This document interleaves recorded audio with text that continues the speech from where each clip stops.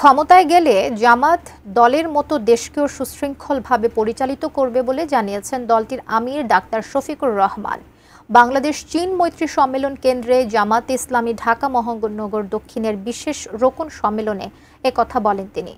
আমির বলেন, জামাত এমন একটি সমাজ গড়তে চায় যেখানে দল, মত, ধর্ম, বর্ণ নির্বিশেষে সবার কল্যাণ হবে। জামায়াতে ইসলামী ঢাকা মহানগরী দক্ষিণের বিশেষ রোকন সম্মেলন। জাতীয় নির্বাচন উপলক্ষে দলের গুরুত্বপূর্ণ এই সদস্যদের করণীয় সম্পর্কে দিক নির্দেশনা দিতে সম্মেলনের আয়োজন। আল্লাহর নবীরা জেল কেটেছে।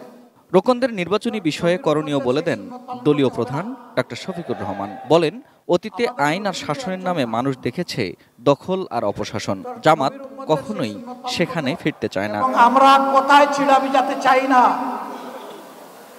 আমরা চাই দুধ অথবা পানি দিয়ে ছিড়া ভিজবে, আর প্রয়োজনে আমাদের রক্ত দিয়ে ছিড়া ভিজবে।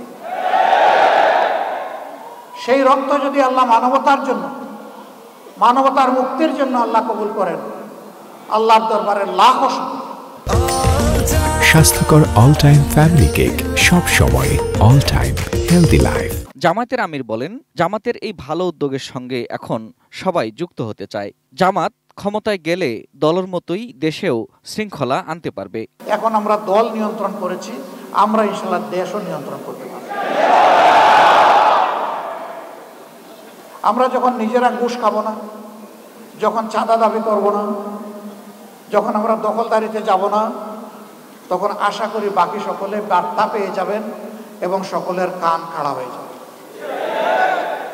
এরপরে আমাদের সংগঠন হোক অথবা যে কোনো নাগরিক হোক, যদি এর কোনো ব্যত্যয় ঘটে, তার জন্য সত্যিকারের প্রয়োগ করার মতো আইন থাকবে ইনশাআল্লাহ। মানুষের কল্যাণ কেবল কোরআনের আইনের মাধ্যমে সম্ভব মন্তব্য করে জামাতের আমির বলেন, তাদের লক্ষ্য ইসলামী এক সমাজ গড়া। এই কাজে গেলে যে যার সমালোচনা যেভাবে করে করতে থাকুক, আমার কিচ্ছু আসে না, আমরা চলতেই থাকবো ইনশাআল্লাহ। Ferdous Rahman, ATN news, Dhaka.